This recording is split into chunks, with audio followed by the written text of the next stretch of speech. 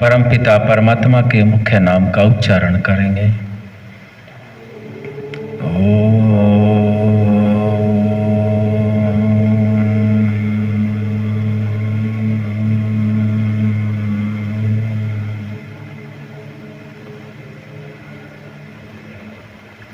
आज का विषय ऋषियों के ज्ञान के अनुसार विशेष उन्नति के लिए विशेष विषय है। और जहाँ तक हम सभी ने जाना है, इसके आरंभ में यज्ञ है। यज्ञ से लाभ मिलता है और जिसका यज्ञ बना रहता है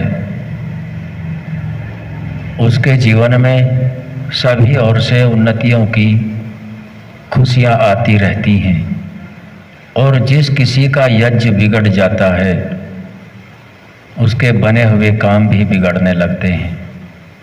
इसीलिए ऋषियों के ज्ञान से जो परमात्मा की वाणी वेद के अनुकूल हमको मिलता है, अपने यज्ञ को हम बना कर रखें। और इसी प्रकरण में श्री कृष्ण जी ने भी हम सभी को समझाया है, अवश्यमेव भोक्तव्यम शुभाशुभ कर्म फल। शुभ और अशुभ कर्मों का फल अवश्य ही भोगना पड़ता है, उससे कोई बच नहीं सकता। चाहे किसी भी समय किसी भी स्थान पर किया गया कर्म है, उसका फल अवश्य ही है। हमें प्रयास करना है कि हमारे यज्ञ सदा बने रहें और यज्ञ न बिगड़े। यज्ञ ज़्यादातर जो अर्थ लेते हैं, अग्नि को प्रदीप्त करने के उपरांत जो साकल्य डाला अग्नि में जाता है, उसी को हम यज्ञ मान करके इति श्री कर लेते हैं। ऐसा नहीं है। यज्ञ की तो बहुत ही विस्तृत परिभाषा है। कुछ थोड़ी सी परिभाषा हम सभी की उन्नति के लिए मैं विचार पूर्वक आपके मध्य में रखता हूँ। यज्ञ के विषय में महर्षि दयानंद सरस्वती जी कहते हैं, अग्निहोत्र से लेके अश्वमेघ पर्यंत जो भी कर्म है वह सब यज्ञ हैं। अग्निहोत्र तो किसी कार्य को करने की एक शुरुआत है। और अश्वमेघ पर्यंत जितने भी कर्म होंगे, वे ज्ञान के हों, बल के हों, चरित्र के हों, नीति के हों, वे धर्मानुकूल होने चाहिए, वे सब यज्ञ हैं। और यज्ञों की बहुत ही लंबी श्रृंखला हमारे ऋषियों ने बना रखी है। बहुत से यज्ञ हैं। विद्वान बता रहे हैं 21 प्रकार के यज्ञ तो बताते हैं, अन्य भी हैं, बड़े बड़े यज्ञ याज हैं। ये साकल्य से भौतिक और आध्यात्मिक उन्नति की ओर आत्मा को, और भौतिक साधना से भौतिक साधनों की उन्नति के लिए जो प्राकृतिक पंच महाभूत हैं उनकी पवित्रीकरण के लिए। और ऋषि एक बात और विशेष लिखते हैं, जितना व्यक्ति जगत का उपकार करता है, परमात्मा की व्यवस्था से उसको उतना लाभ मिलता है। हम यज्ञ को समझते हैं, यज्ञ को समझने का प्रयास करते हैं। यहाँ यज्ञ है अग्निहोत्र से लेके अश्वमेघ पर्यंत, यह सब यज्ञ हैं। और इसमें जितनी शिक्षा विद्या प्राप्त की, यह भी यज्ञ है।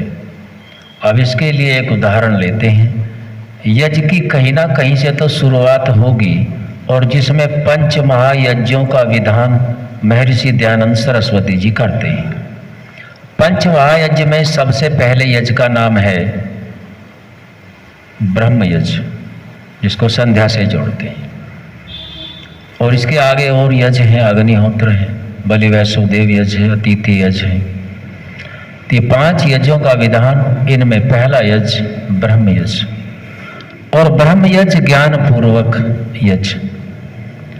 अब ज्ञान पूर्वक ब्रह्म यज्ञ हो रहा है और इस ब्रह्म यज्ञ से और स्वाध्याय से हमारे ऋषियों के अनुसार 4 व्यवस्थाएं वर्ण की बनाई गई हैं, जिसमें वानप्रस्थी और सन्यासियों को, ब्रह्मचारियों को, ब्राह्मण जितने भी 4 आश्रम हैं इनमें कुछ छूट मिली है, लेकिन ब्रह्म यज्ञ से और स्वाध्याय से किसी को भी छूट नहीं है। सन्यासी के लिए ये छूट जाता है। दान का कर्म विद्यार्थी के लिए नहीं है। ब्राह्मण के लिए 6 कर्म हैं। ब्राह्मण, क्षत्रिय, वैश्य, शूद्र ये आश्रम हैं और 4 ही हमारे जो कर्म बताए गए हैं। इन सभी में हमें जो स्वाध्याय और ब्रह्म यज्ञ है इससे नहीं हटना है। ब्रह्म यज्ञ में हम ब्रह्म को जान करके, ब्रह्म विद्या से जान करके और ब्रह्म के आधार पर ही जानते हैं। एक ही शब्द 3 बार आया है, तीनों बार अर्थ अलग अलग हैं, शब्द एक है। तो हम सभी को ब्रह्म के द्वारा ब्रह्म की प्राप्ति के लिए ब्रह्म के माध्यम से ही जानना होता है। सबसे पहले हमारा ब्रह्म यज्ञ है। आप सभी विचार करके देखिएगा।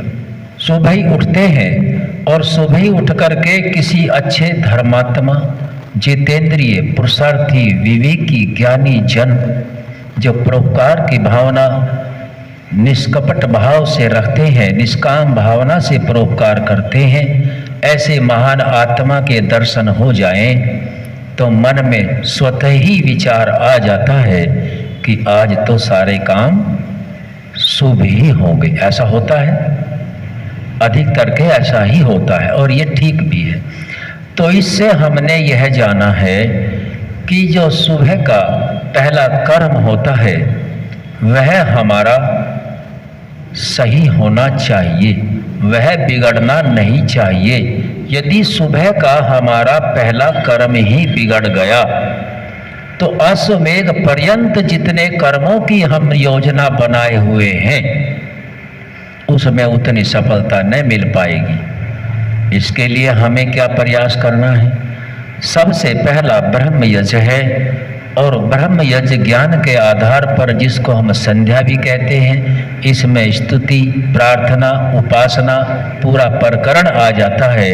विचार पूर्वक हम इस कर्म को यदि कर रहे हैं तो ये समझो कि हमें किसी महापुरुष, जितेंद्रिय, पुरुषार्थी, परोपकारी, सर्वगुण संपन्न मनुष्य या मनुष्य से ऊपर परम आत्मा हमारे साथ चल रहा है। जब हम विधि विधान पूर्वक, नियम पूर्वक, ज्ञान पूर्वक, श्रद्धा से उस कर्म को प्रातः काल ही करते हैं तो अश्वमेघ पर्यंत भी पहुंच सकते हैं। और सुबह उठते ही यदि हम विपरीत सोचें, क्लिष्ट सोचें, स्वार्थ की, लोभ की, लालच की, कपट की, पद की, प्रतिष्ठा की, अहंकार की, क्रोध की, द्वेष की, तो वहाँ ये उन्नति के बजाय अवनति की ओर जाने लगता है। हम सभी को यह योग्य होना चाहिए कि हम सब ऋषि के अनुयायी हैं और प्रातः काल में हमें किसी के अच्छे के दर्शन करने चाहिए और अच्छे के दर्शन परमात्मा से अलावा कोई हो नहीं सकता। और यदि इस कर्म को भी हमने नित्य कर्म बनाया है और नित्य कर्म यदि हम कहने तक ही रह गए तो भी लाभ नहीं मिलता। यह नित्य कर्म हमारे आचरण में पूर्णतया होगा, तब हमारा पहला कर्म शुभ होगा और आगे के सभी कर्म शुभ होते जाएंगे। नित्य कर्म में हम उस ज्ञान के आधार पर ब्रह्म यज्ञ को जोड़ लें और इससे आगे बढ़ते रहें। इसमें दूसरे शब्द आया है कि इसको नित्य कर्म बनाएं। अब नित्य कर्म क्या है? भोजन करना भी नित्य कर्म है, अपने पशुओं आदि का देखभाल, घर गृहस्थी के लिए धन का उपार्जन भी नित्य कर्म है, वस्त्रों की सफाई भी नित्य कर्म है। लेकिन ऋषि तो बहुत ऊंचे दर्जे की बात करते हैं, बहुत ऊंची सोच है ऋषि की, वह नित्य कर्म में एक विशेष कर्म जोड़ लेते हैं। भोजन के बगैर भी एक आध दिन रह सकता है, वस्त्रों के बगैर भी रह सकता है, साधनों के बगैर भी रह सकता है, लेकिन ऋषि कहते हैं कि श्वास का लेना और छोड़ना नित्य कर्म है। यदि श्वास का लेना और छोड़ना नित्य कर्म ऋषि हमें दे रहे हैं, तो उनकी कितनी लंबी, कितनी पारदर्शिता, कितनी गहरी सोच होगी मानव जाति की उन्नति के लिए। इस नित्य कर्म को हम समझने का प्रयास करते हैं। भोजन के बगैर भी कुछ समय रह लेगा, वस्त्र के बगैर भी रह लेगा, साधन के बगैर भी रह सकता है, और कोई हरज मरज आ गया उसकी भी क्षतिपूर्ति हो सकती है। लेकिन यहाँ ऋषि ने लिया कि श्वास का लेना और छोड़ना नित्य कर्म है। यदि कुछ समय के लिए, कुछ बहुत थोड़े से समय के लिए इस श्वास के लेना और छोड़ना को बंद कर दिया जाए तो जीवन खतरे में आ जाएगा, खतरा ही हो जाएगा, आ क्या जाएगा। तो ये नित्य कर्म ऋषि ने इसलिए दिया है कि श्वास लेना और छोड़ना नित्य कर्म है। ठीक वैसे ही अपना पहला कर्म, अपने पूरे अश्वमेध, अपनी जो जो योजनाएं धर्मानुकूल हैं, उनको पूरा करने के लिए इस ब्रह्म यज्ञ को नित्य कर्म बनाएं। और श्वास यदि निकल गया तो समझो नष्ट प्राणी हो गया। ठीक वैसा ही इसके समदर्शी अपनी संध्या उपासना स्तुति को जोड़ें। यदि यह भी छूट गया तो जितना मैं आज जिसके लिए प्रयास कर रहा हूं, तो एक दिन ये भी ऐसे ही छूट जाएगा, क्योंकि मैंने ज्ञान पूर्वक इस नित्य कर्म को जान लिया है और जानबूझ करके मैं किसी स्वार्थ में, प्राकृतिक पदार्थ में उसमें समय नहीं दे रहा हूं, तो वहां भी यह घटना जरूर उसमें जुड़ेगी।